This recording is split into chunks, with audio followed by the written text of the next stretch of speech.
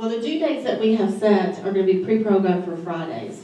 And I know that that was talked about as well because that's going to cause issues for all the different instructors that have different schedules.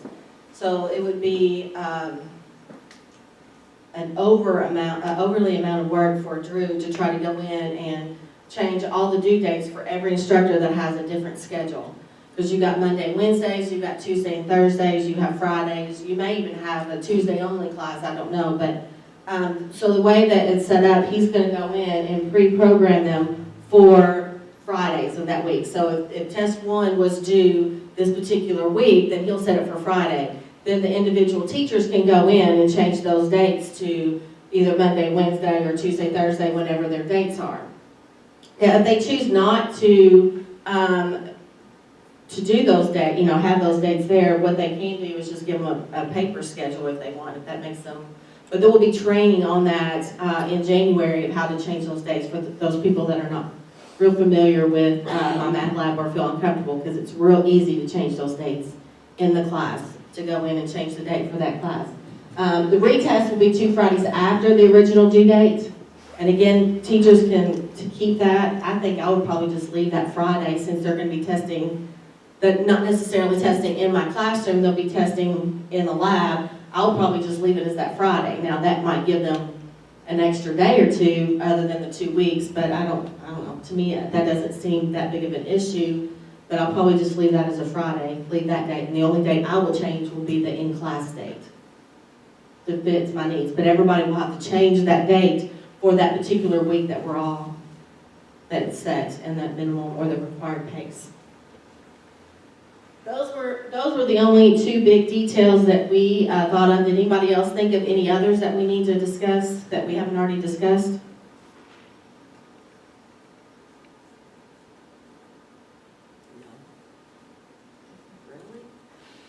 That's not what I thought. I figured I'd have an overload. Well, my main question was about just carrying over modules. Yeah, my big question was for the students who just fall way behind, you repeaters, what do we do with them? And we kind of talked about creating a special section for them. That was my big concern. I had a question about if students accelerate and, say they enroll in Math 65 this semester, they started at the beginning of Math 65, that's what they tested into, what they finished 55 last semester, whatever. They're starting first day of class, beginning of their course, and they choose to move faster than the pace. Then they take their in-class test early, great. Do they still only get 2 weeks to retest, or do they get until the class's 2 weeks to retest are up?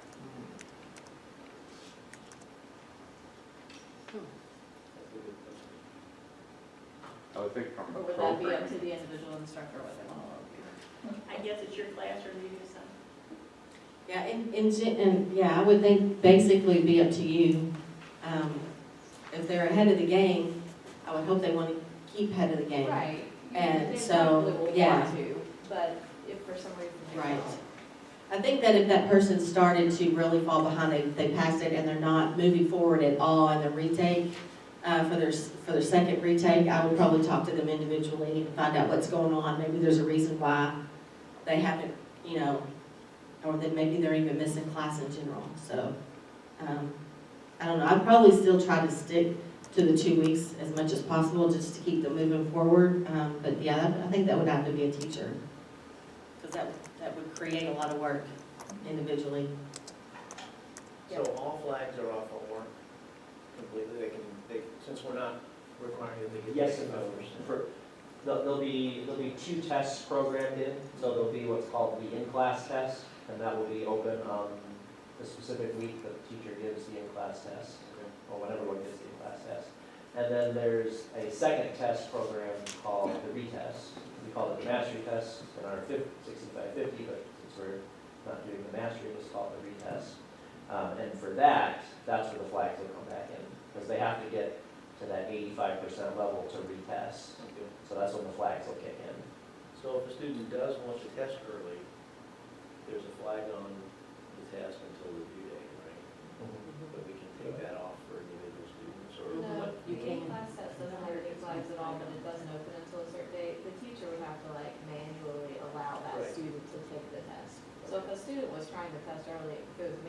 I would not let them take the test until they've done their 85%.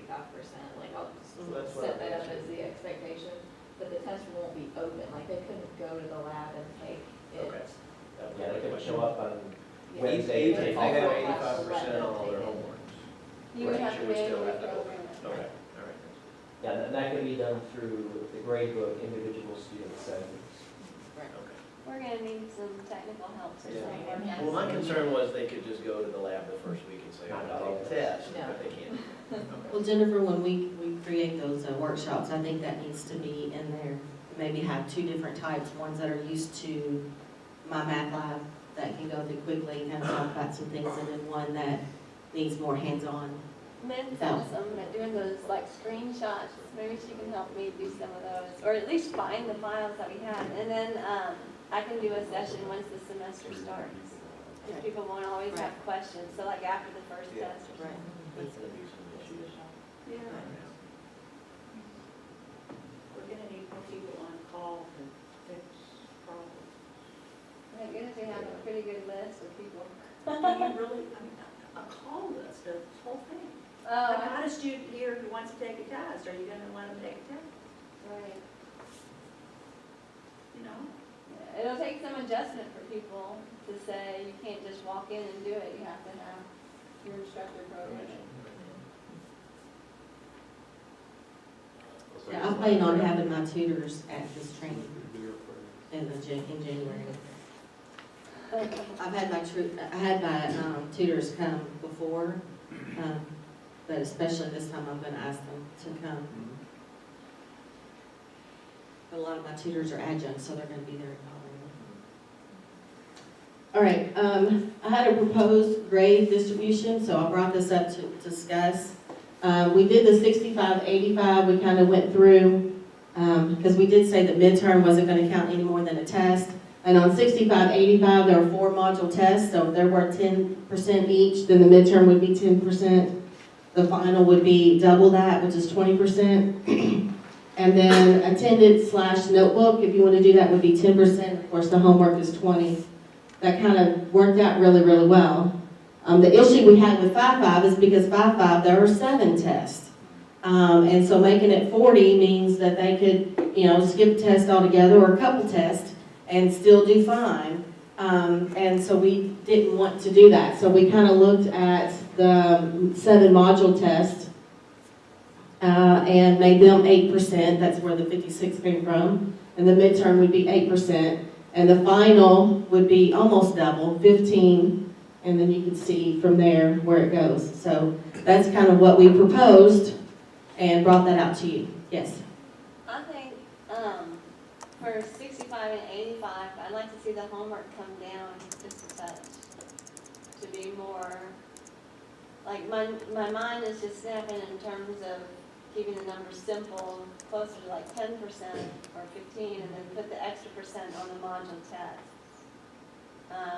And I didn't know if we wanted the final exam with 20% of it being a one-time exam, but that's how I do it in my lecture. So I'm not arguing, I'm just asking. That's where we got the 20 with the final exam, with the fact that that's kind of a normal percentage. When people do one time and make it important, but we didn't want that with the midterm.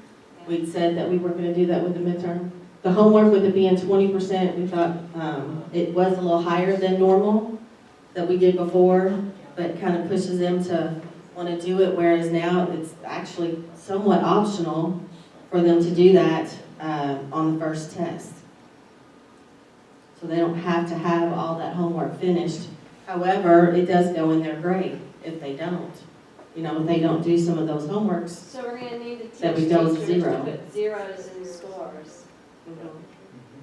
Because otherwise, if you don't have a 0, it doesn't It get doesn't counted. affect in your grade. And so that way it kind of pushes them to do the homework, which then in general raises everything. So the 65 to 85, how closely is that a grading scale that you would use in 146 or 150? Is that kind of the way, are you preparing the student for what they're going to see next? Is that the way that you weight your 146, 150 class? I think that would depend on the instructor, I don't know. The And the attendance, I don't think a lot of people do an attendance grade Sure. per se. It's So, a relevant class, you want to, we need to be You're teaching teaching them how to learn. the class. right, exactly. Or you wouldn't in college. I do give a notebook grade for my students, but my notebook grade usually in 150 will probably have other things in it than just the notes, especially since they're coming to class. But that kind of goes with the attendance grade and the notebook grade. But So, I mean, answering that question says to me, then that's a great way to do it. well, I think so, but I came up with it. Oh, sorry. So right now, I'm just asking for me and Drew, we both agree that this is pretty cool, but, it kind of has to go with everybody else and what their thoughts are.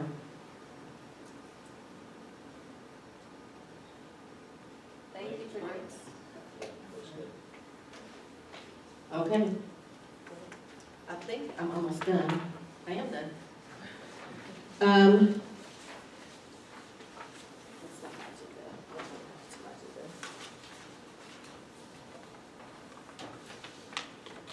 go. Okay, the only other thing that I have down there on the agenda is to save the dates that Jennifer and I came up with. Those are the week before.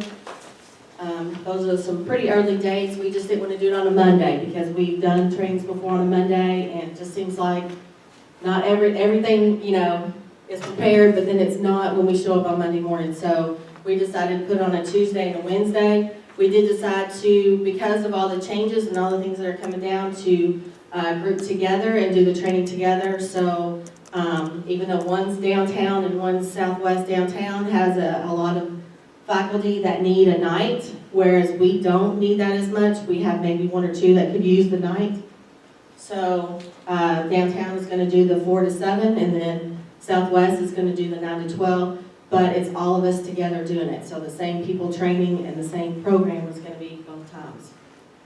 So make sure you put those dates in because it's going to be extremely important now with all the changes that are going into the shells, more so than before.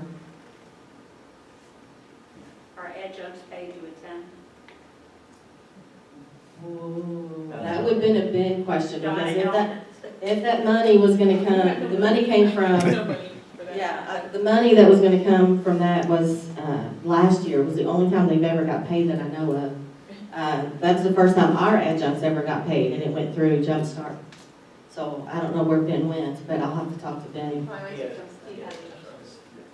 I've paid them in the past on the downtown campus. QEP paid them too in the past. So Marie, I guess I need to ask you. Well, then don't tell my adjuncts, because they didn't know they got paid.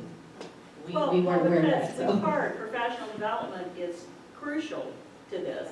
And a part of what I'd like to hear is how we help students to understand, even when we're doing a typical redesign, that they're learning something. What did you just learn? How do you know what you learned? How do you analyze your errors and so you don't do it the next time so that you can, Benita left us, put it in the machine correctly or whatever? You know? Because they need to learn something. Right. It's not about factoring, it's about learning. That's self-analysis, self-awareness. Yeah. Oh, that's self-efficacy. Well, it's definitely something we're gonna work on as far as trying to get paid. I can't promise because I don't know, but hopefully we can. Can't promise anything these days when it comes to money.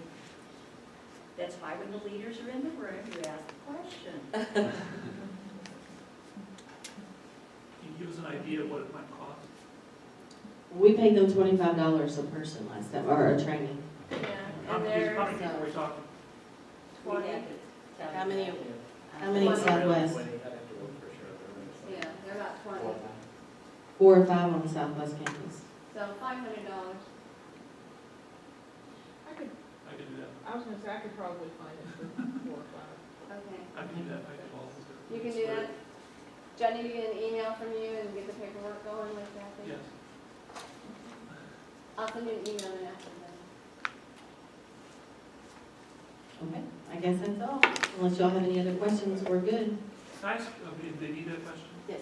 I think I already know the answer I asked it anyway. Is it important that the people who are teaching the support part of the class be math teachers?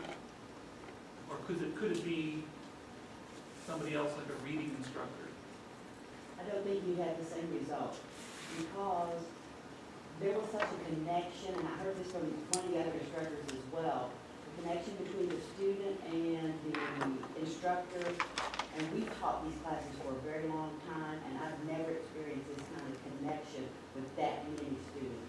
And I think it's because I was seeing them twice a day. We went in our one class, I coached them, we went into the other class, and we did that. We were a real team. That's what I thought this was. So did you physically move space? So the mentality was, I'm not in coaching anymore, I'm in class. Well, when I did this initially, I just took 15 minutes at the beginning of a regular redesign class, and they wanted to go ahead and start working. And I had to make them turn their chairs around, which I'll be doing this semester because I'm teaching a regular redesign. And I'm still using that 15 minutes for all these engagement and setting skills, but they really want to get started. So the first 4 weeks, I really require that. Then after that, you put that camaraderie in there. They start working together, start pairing up, buddying up. They've got some support, peer support. Then we can loosen it up after that. But the first 4 weeks, I make them turn their chairs away from the computers and look at me. When they're working in groups, they have to look at each other. I find that the same way with when I taught 150 with 100. Just having them those 2 extra times and the times that we could work in groups and help each other. My success rate is so much better in a 150, 100, and not necessarily the type of students. It's just because they're working in there and they're helping each other out, and they get to know each other and we get to know them, and I'm talking to them one-on-one because I'm not always lecturing. And where you don't always find that in just a simple 150 class. So yeah, I think just that having that 2 class period back to back makes a difference. So. Okay, well, I'm done. Thanks, guys.